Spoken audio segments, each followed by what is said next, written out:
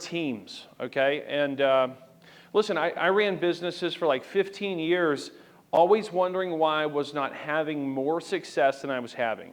And I was at a low point in the end of 2020. I had had the best sales year of my life. I had signed over $100 million in claims in 2020, and I was miserable. I was miserable because I couldn't get anything to function and run smoothly like I envisioned it running.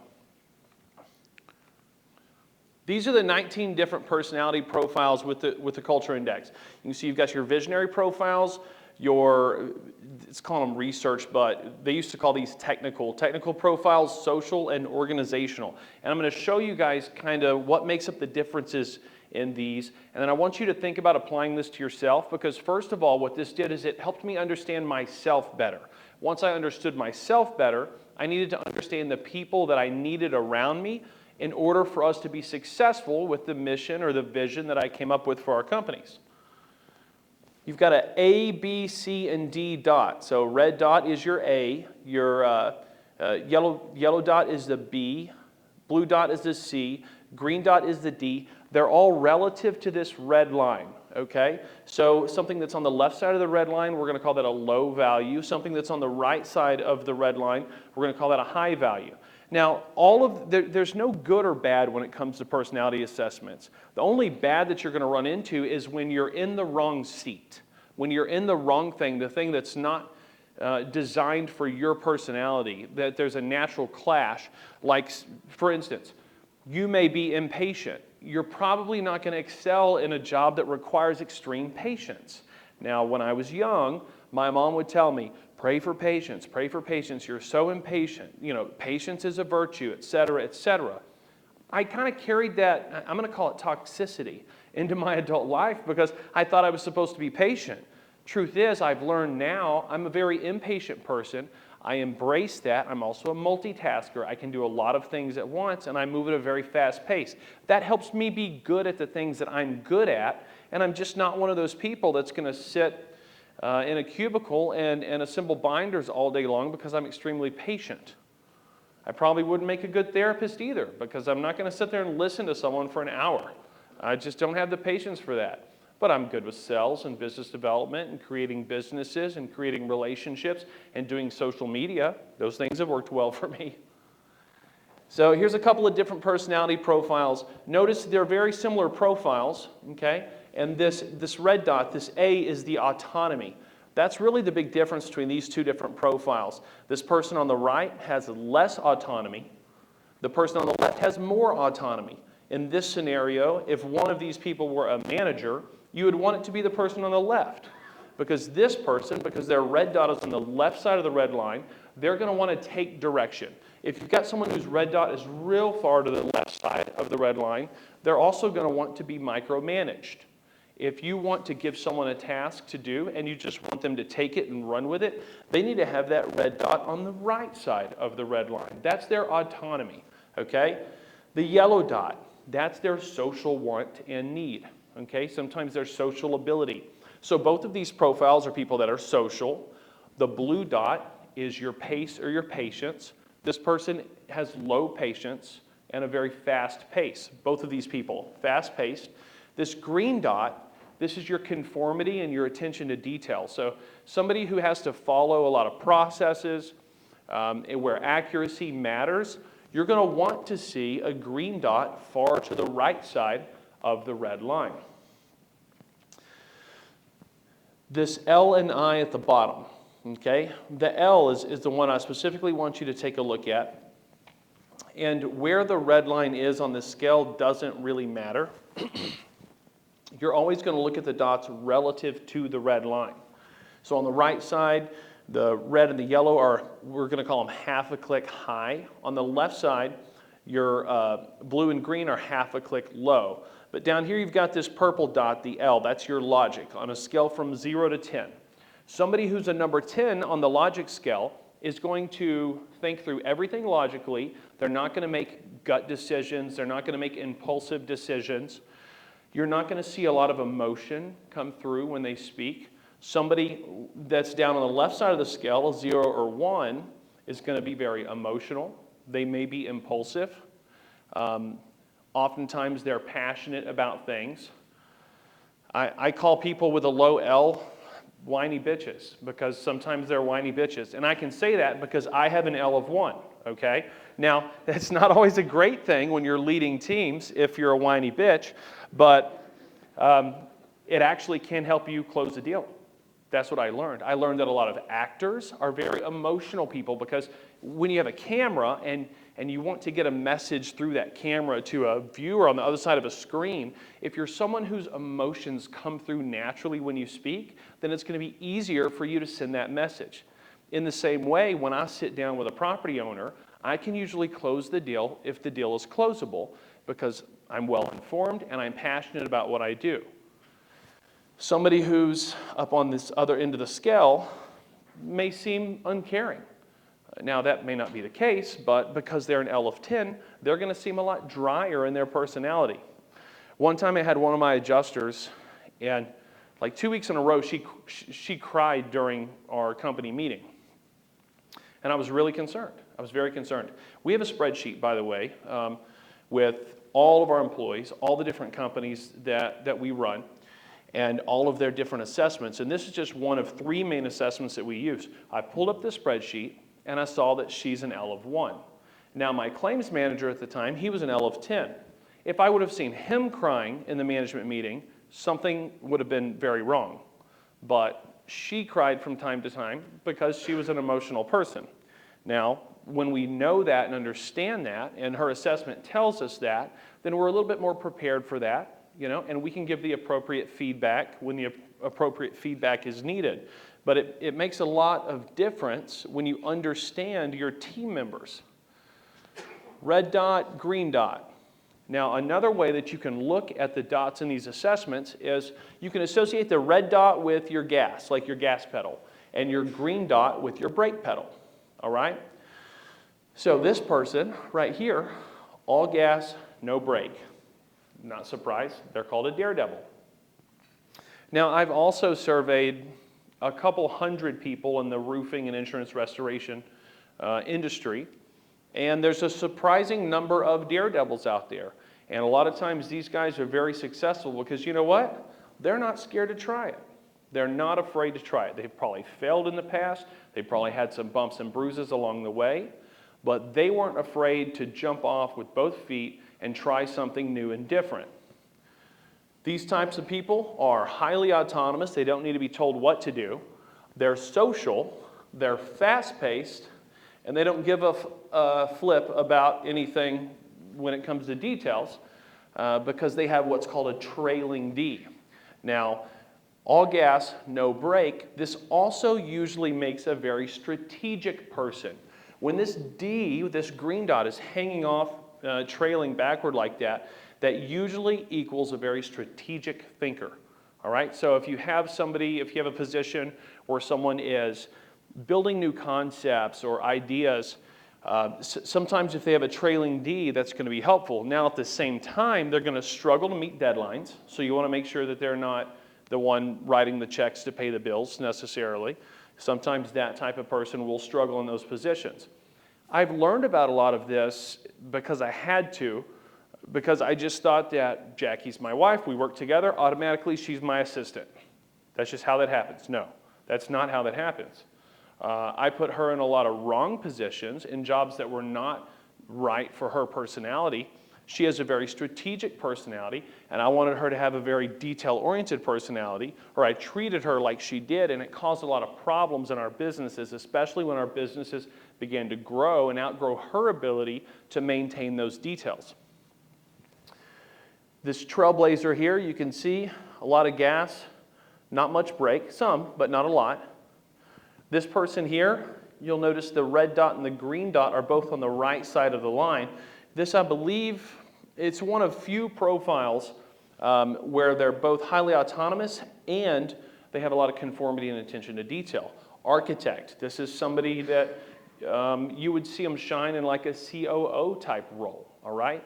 Management, because they have a lot of autonomy, they can lead others, but also a lot of attention to detail and conformity when it's needed. This specialist here, I've found the specialist to be one of the best people to work with me because I'm like that one on the top left there. I'm called a trailblazer. And you can see my green dot is over on the left side, my red dot's far on the right side. The person that works well with me is going to have a red dot that's lower than mine, and a green dot that's well to the right because they're going to be more task-oriented. Usually, okay, every specialist I've ever interviewed makes a list every day. They all do it. They make lists, and they check everything off their list before the end of the day. And they're nervous and they're anxious if they didn't complete every task on their list. There's a lot of data and research that went into developing this program here. If some people have heard of the DISC assessment. It's very popular. It was developed in the 1940s. This is about 3 additional generations of research beyond the DISC assessment. And now it's on a computer platform, software platform, where you can easily get an assessment. And I'll tell you, because we're passionate about this, and that's mostly because it's really changed our life in a positive way, Jackie is glad to give any of you guys a culture index assessment for yourself. You can send her an email, jackie@teamclick.co, or she's the blonde right over here in the front row. You can contact her at some point here. She'll send it out to you. It takes maybe 10 minutes to do on your phone. And 99.9% of people think it's incredibly accurate, especially for the limited amount of information that you put into it. They've really refined the algorithm in a way that gives an accurate depiction of your personality type, broken up in 19 different types, 19 different personalities. Now this specialist here, because they lead with their brake pedal, right? That green dot's their brake pedal. They're going to have a little bit of trepidation when it comes to new and different things. So they need one of these visionaries to say, hey, listen, this is how it's all going to work, okay? It's going to be fine. We're going to do this. We're going to do that. And this person's going, I'm not really sure. I'm not confident doing this. And this person says, don't worry about it. It'll be fine. And then the two may balance each other out a little bit. And this person's going to help cover a lot of the details that this person didn't even care about. And they're going to make sure their list is checked off before the end of the day and everything's hunky-dory. High A, low A. This person goes into a situation and says, what should we do, right? This person says, watch out, let me drive. Like, I've been like that since I was a kid, and I believe that most people, by the time you're 13 years old, your personality profile is pretty much solidified by about the age 13. Now, you can go through some changes throughout life, especially if you go through major life-changing things. Your personality can change a little bit, but for the most part, people are the way they are. I think a lot of it's nature. I think a little bit of it is nurture. You know, it's a combination of the both. But I've studied this quite a bit because I have 10 kids. Jackie and I have 10 children. We have 7 boys and 3 girls. And so that's been my own little laboratory to understand people and childhood development. And a lot of our kids have also taken these assessments, the older ones, and it makes so much sense. Like, my oldest son has the exact same personality profile as me. So I did the opposite of what my dad did, right? And I said, you know what? You're the same as me. Let me give you some space. Let me give you some autonomy. Come work in my companies, but don't work under me. Work under him, you know, to maintain some of that relationship there, because naturally, if we're wired the same as someone, you're going to butt heads more easily. High D and low D. This one at the top here is a philosopher. That's what Jackie is. That's what some other people in the room are. Actually, surprisingly, there's a lot of very successful business owners in this industry that I know that are philosophers and attorneys as well. A philosopher is autonomous and strong-headed. They're not real social. And when I say not real social, usually sometimes this is the difference between an introvert and an extrovert.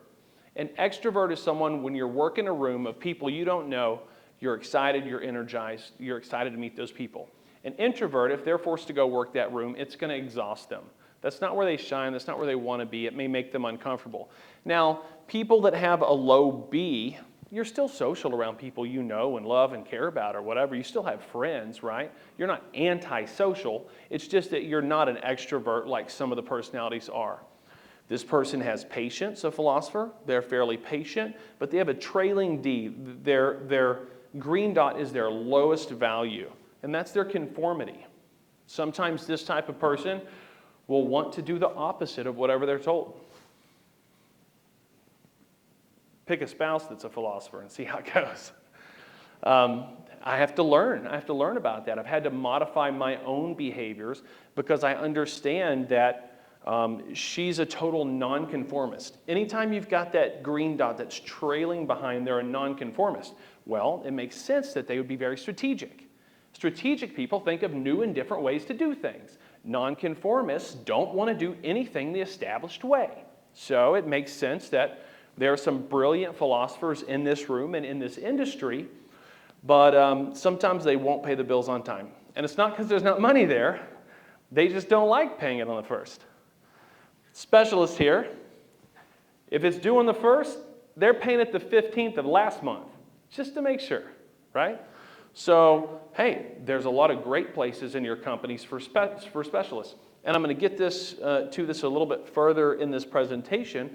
But if you're running a PA firm or involved in any of these types of companies, start thinking about that. Like, if there's 19 personality profiles and you're hiring for an estimator and you're telling somebody about this job, and all 20 people that contact you think, oh yeah, this sounds great, I would love it. What's the likelihood? And I'll tell you right now, out of 19 personality profiles, you might have 4 that are actually a good natural fit for a certain position. So when we started using these in hiring, it just changed everything. I have an assessment now that I can have 2 or 3 managers take, and it's going to tell you the perfect personality profile for the position you're hiring for. Then I'm going to bring in 100 applicants, and I'm going to send them all the survey. And out of that 100, I might get 6 or 7 that are the personality profile that I want. Then I'm going to send them a second and third more detailed assessment. So now out of those 6 or 7, I've got 3 amazing candidates that are built for this position, and I get to choose the one out of those 3. You remember there was only 6 or 7 that even met the profile, which meant I never talked to 94 of those people, and I had no business talking to them. They're not built for that position, and I was wasting time. And for years and years, I hired the wrong people in all sorts of positions, and I wondered why they wouldn't do a better job. It was me who failed them. I set them up for failure by hiring the wrong person for that position. Social butterflies. I study these people, and I'm going to tell you an interesting distinction. Okay, so social butterflies and speed demons. Super low C. I think this is actually, this is me right here. This is my personality profile. Trailblazer, whiny bitch, really fast paced, the low C. High autonomy. So it's hard for people to tell me what to do, especially, we get in these rooms and you've got a lot of people that have a real high autonomy. A lot of us are business leaders and we're visionaries, and it can be tough for us all to work together because we want to do things the way we want to do it. Overall, I'm strategic, but I can create and conform to some systems. I'm social, but my red dot is first. And I'm just going to be honest with you. People that are wired like this, they're social to meet their agenda. That's why they're social. It's not good or bad, it just is what it is. I'm working on something, I'm doing something, and I meet people because I need people to accomplish everything in the world that I want to accomplish. This guy over here on the left, he leads with his B. He leads with his social. He's social because he's social. He's social because he likes people. He's social because he cares about people. All right? And a rainmaker right there on top left is one of your best business development people out there because they genuinely care about the people they interact with. Now, I'm not saying I don't care about people, but caring about them isn't the first reason I'm there. The reason I'm there is whatever I'm doing. Maybe I'm selling something, and because I'm autonomous and very fast-paced, I've had to teach myself to slow down and care about people genuinely, because people will know if you're not being genuine. So I have to force myself to slow down, take my time, and invest in people. The rainmaker is naturally going to invest in people. And there's a lot of those in the industry that are well known and well respected and liked because they're genuinely social people. Personalities in public adjusting firms. So these are based on, my usage of the culture index and my understanding of having hired these different positions. So these personalities may be good at these roles, right? Sales and business development. Rainmakers and persuaders, in my opinion, are some of your very best salespeople. You can see all three of the sales and business development profiles that I put up there lead with their social ability, which makes sense. You want salespeople to be friendly and inviting. Estimating. You see a trend here. You want your estimator to be detail-oriented, and you want them to conform to your systems and processes. It's very important. This person is going to have a lot easier time following your systems than that influencer or that rainmaker up there. That rainmaker, he has that trailing D, remember? When you have the trailing D, you're a nonconformist. So that's a challenge. Now, if anybody on your team is going to conform a little bit less with your systems and processes and your CRM, you want it to be your sales guy, not your estimator. I'm not saying anybody shouldn't conform, but naturally, your sales types are going to be a little bit less into the details and more into the people. These both have a low B. They're a little bit less into the people, and they're more into the details. Tech experts are amazing. My COO at NTS, who's familiar with NTS? Name that shingle. I'm the CEO of NTS as well. That's the first company that I created after learning about these assessments and learning about EOS, Entrepreneur's Operating System. That company has run with the assessments and EOS since day one, and it has been the most pleasurable enterprise I have ever taken part in because it just ran itself like a business is supposed to. I thought that was a myth. I thought two things were a myth. I thought this idea that you put the right people in the right seats and a business runs itself, I thought that was a myth because I had never experienced it. The other thing is that people say if you love what you do, you'll never work a day in your life. I thought that was a lie. I thought that everybody does whatever they hate to make money to go do what they enjoy. Well, no, actually, every one of you is built to do a certain thing. And if you put yourself in a role or position where that's the thing that you're doing, you're going to love what you do and it's not going to feel like work. So I've greatly revamped everything that I do now in the last 2 years, and I put myself in positions where I have autonomy and freedom. I do business development. I do visionary things. And other people are mostly responsible for the detail-oriented tasks and roles in all of my companies. And because of that, I'm a much happier person than I was 2 years ago. Management, you're going to probably need or want somebody with some autonomy. So if you have the red dot on the left side of that line, then you're going to need to be managed. And a lot of you people have managers in your organizations that don't have the autonomy to be a manager. The people underneath them have more autonomy than them, and that's the reason they can't get them to do the things they want them to do. It's just that simple. Whoever has a higher red dot is naturally going to be more assertive and take control of that conversation. Now, you guys saw mine. Mine's very high. There are some people out there with a higher one, and I'll tell you one really good example that I use regularly. I'm really happy to be a board advisor for the American Policyholder Association. We're doing some really cool and amazing things.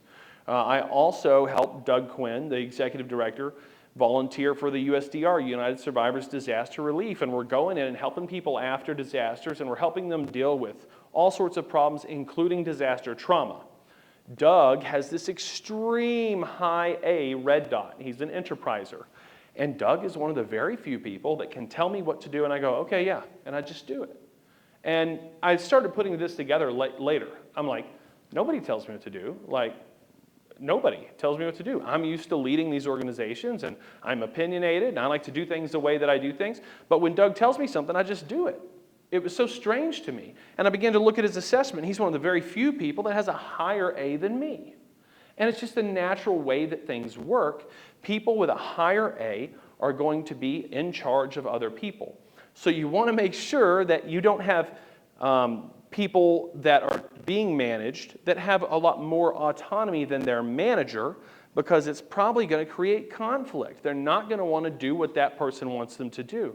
And when you've had those people, maybe sometimes young people that work in your organizations, and they don't want to go with the flow, and they've got a better idea, and they want to do it this way, and they want to do it that way, and you think this person's just a problem, well, maybe you should look at them as more of a management candidate, even if they're young, because they have that natural thing that it takes to direct others. I've noticed it in some of my own kids. And my 12-year-old, he's very stubborn. He doesn't want to do things the way that other people want to do them. But I sit back and I observe, and he's usually right. And I tell his older brothers, I'm like, hey, he's got a good point there. You need to pay attention and listen to him. Now, people should still be respectful and respect authority, but you're not going to take a natural leader and turn them into someone that has two managers over them, especially if the managers may not be really good at what they're doing. Administrators, I will tell you, I'll share a little bit with you. Stephen Bush is an administrator. I don't come across very many administrators. I think it's basically the perfect profile, if there's such a thing, because he's autonomous, he's very social, he's fast-paced, and he can conform to systems and have good attention to detail. That's kind of the all-around package. This person can do just about anything that they want to do. And if you've been around someone like Stephen Bush, he can do just about anything he wants to do. He was a successful contractor, then he was a successful public adjuster, now he's a successful attorney. And just judging by his personality profile, he's been given the personality tools to be successful at anything he wants to put his mind at being successful. Somebody like a specialist there's a lot of things they can do really, really well. Anything that's detail-oriented, that requires attention to detail and conformity to systems and processes, they're going to do well with, right? But they're not going to lead the team. They're just not gonna, no matter how much they may want to or you want them to. And you may want them to, they probably don't want to, actually. Because by the time you get to a certain point in life, you begin to kind of learn some of these things. Now, these personality assessments, if you've known somebody for 2 years, this doesn't have as much value for you. Because anybody that I know really well, I can tell you most likely what profile they are without them taking the assessment. But when you're hiring and building teams, you don't have an opportunity to spend 2 years with somebody before you bring them on board. So this is a way that you can very quickly and easily get a pretty good understanding of how someone is naturally wired, and that will directly correlate to their success in the seat that you put them in. This also does kind of tie into visionary integrator combinations, since some of these profiles are visionary. Generally, a visionary profile is one that has a red dot on the far right side and the green dot far on the left side. It's usually visionaries who are those people that push the organization forward. And it's an integrator, maybe like this architect or this tech expert. These are both good integrator profiles. It's the integrator that takes that visionary's vision and makes it happen in the company, right? And when you put them together, some great visionary integrator combinations that most of you would know. Walt Disney. Walt Disney was a visionary. He knew what people, he thought of all of these new and different things no one had ever seen or experienced. But he wasn't a very good businessman. It was his brother Roy Disney that actually built the company. And then Steve Jobs. Steve Jobs knew what people wanted before they knew they wanted it, right? And he came up with all these great new things. But it was Steve Wozniak, who was his integrator, who actually took his vision and made it happen. And it takes these combinations of people to really become an effective force in moving an idea or a company or a venture forward. That's pretty much most of this. This is all of my presentation. And does anybody have any questions? You've all got a personality. What's up?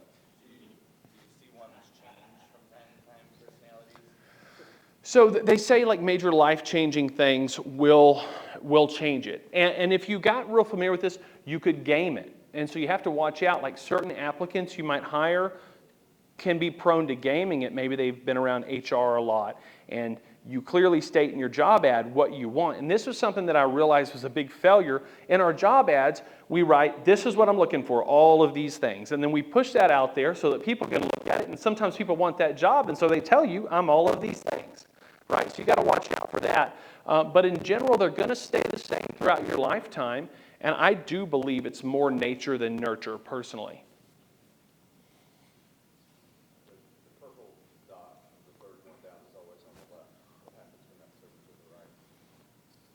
Well, you know, it's that's just my fault. Let me see if, let me go back to this first one here. Okay, so look like over here, like this socializer. It's on the right side. So this person is going to be very patient. And because I'm so impatient, it's hard for me to work directly with somebody who's real patient. I mean, it is. Sometimes I need a layer of people in between us. But this person right here is going to create really strong relationships with people because not only are they really social, but they're social and they're patient.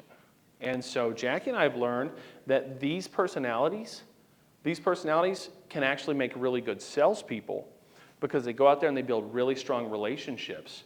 And where the daredevil up here or the trailblazer is going to go all the way down that street and sign 10 roofs if he's a roofing salesman, this guy is going to hang out with Frank all day and get 5 referrals from him and have to cover the same amount of ground. And we've seen this in real life, and it's real interesting because it took me a little while to find value in the high B, C people because I'm just not naturally patient. And I'm very autonomous and driven, where these people usually need some management. But if they're focused on being good at whatever they're doing, and I think it's business development or customer service, right, then usually they're going to stick with it and they're going to care about people. And so there's a great benefit to every different personality type. And I'll just run through some of these with you. Did this have a laser on it? How do I make this work? There we go. Okay. So, daredevils right here. Good salespeople. A lot of these people, they're very strategic. They've got that trailing D, but they're very autonomous and very social, fast-paced. So like Heath Hicks. Heath Hicks is Avco Roofing. He created the catch-all. He's a pretty effective entrepreneur. He's a daredevil, and I've noticed there's a lot of very forward-thinking entrepreneurs that are built like this.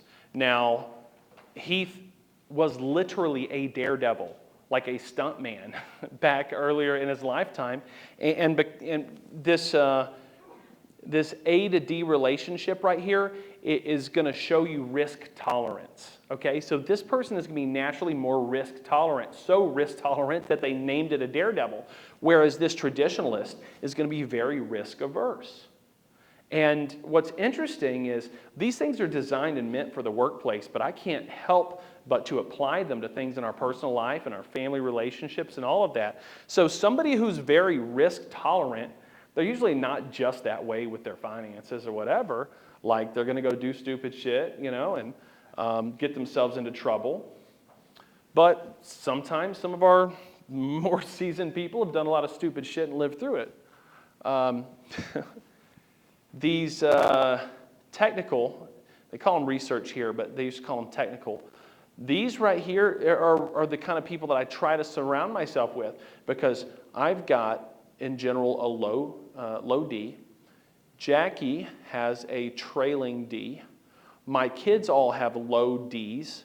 They're built like visionaries, which means we can sit around and think of all kind of cool stuff to do, but nobody will do it. So I need these people to actually do all the cool stuff that we think of. And so these people are a huge blessing in my life, and these are the types of people that I try to surround myself with in my organizations because you don't want to be too heavy on any one side. Visionaries, integrators, overly social people.